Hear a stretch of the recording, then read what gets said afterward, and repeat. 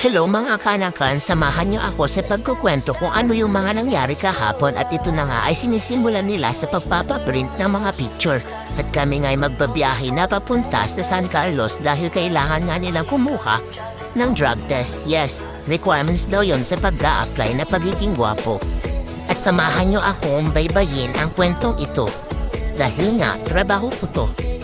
At dito sa part na ito ay naabutan kami ng kaunting traffic. Maaaring mabilis tong transition na ito at pasensya na nga kayo at nandito na nga kami kung saan ay kukuha sila ng drug test. At sa hindi nakakaalam, kukuha sila ng drug test dahil mag-a-apply nga sila sa pagiging gwapo. Inulit. Ang pagsama ko nga lang dito ay kailangan kong maging matyaga sa pagkuha ng kanilang video at may naglalandian pa ay mga breast.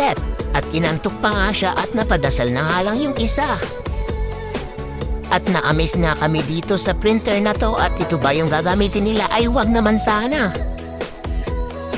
At biglang may naging snappy at lumabas na nga kami dahil natapos na ang pagkuha nila ng drug test at napag-isipan na nilang mag-prank. Ang hindi inaasahan ay siya din lang ang na-prank. At nandito nga kami sa Arriba Empanada at dito nga kami kakain, hindi dyan. At nang pagkatapos nga namin kumain ay sinimulan na namin ang pagbiyahe dahil nga malapit na nga ito sa kanilang pupuntahan. Konting kembot na nga lang daw ay nandun na kami at ito na nga at hindi nga sila nagbibiro at ito na nga iyon.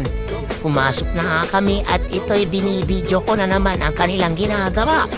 O diba ito talaga ang aking trabaho. At kung pagkatapos nyo maging gwapo ay balikan nyo tong video na to at kung anong mga karanasan ninyo. At ito'y palakad-lakad na at pupunta na nga sa loob. At may pa-slow mo pa ang taong ito. At aaminin ko nga sa loob-loob ko ay ako'y nababagot ay ambot. At ito na nga ay kinakausap na nga sila. Nagdadalawang isip nga akong i-post tong video na to at baka may magalit sa akin at sabi naman ni kaanakan Jomare ay hindi dahil nga naka-duty nga itong mga to. I mean naka-duty ang mga tao dito.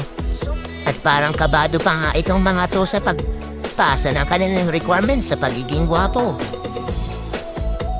At lalabas na nga ulit kami dito dahil nga may bibilhin silang requirements. I mean lalagyan ng requirements. At dito nga sa part na ito ay nakakalimutan kong sabahin sa inyo na may kasama silang isang babae. At ang pangalan niya ay si Maria. At dito nga ay nagkapisti-pisti o ang mga ginagawa nila dahil nagkakasilisihan sila at kung bakit nga ganito.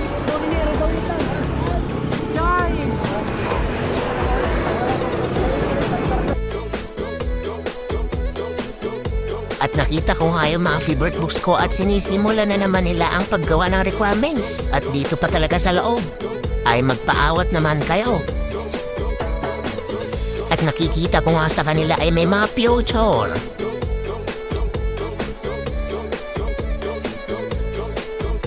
At kami bumalik na naman sa kampo at mag-isa na naman ako at nag-video-video na lang ako ng kung ano-ano at tinawag ko na nga lang itong asong ito.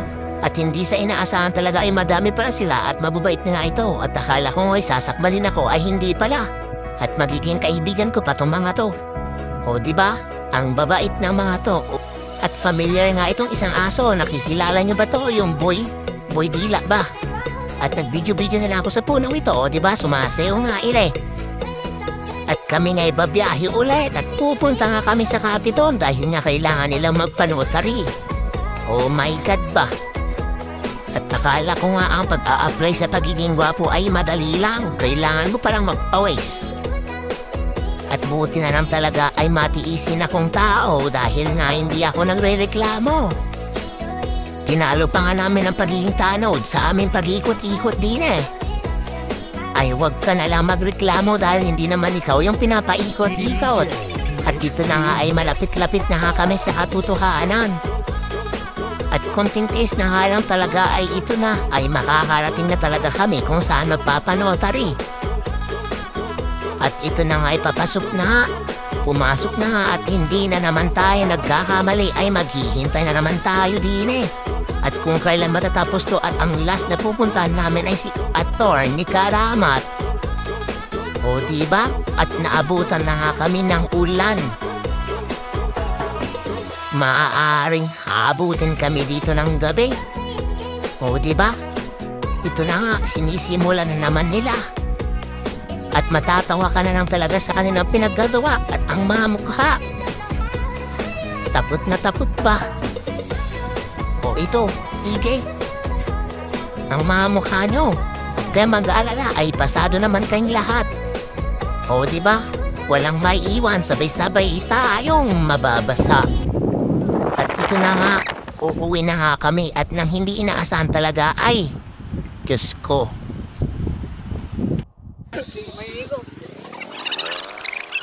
Nabutasan nga ang mga ito. Kawawa naman talaga mga nakasakay sa tricycle na ito at buti na lang talaga si kaanakan nyo magaling sa mga ganitong bagay. Sa pigi Berto ya kuya eh. Pilatan, labi lang, double pilatan. Dapat kanya double P. Double pilatan, labi lang. May pangako ano? Lagi boleh nam petang. Ay kindikin na. Ako ba? Giling ka kamalas tuya ni Malabilay. Ni mabalak ka 300. Abala ka 300. Nakatan ni. Nakatanak ni. Mawalis na libo mo kulang ni. Maria.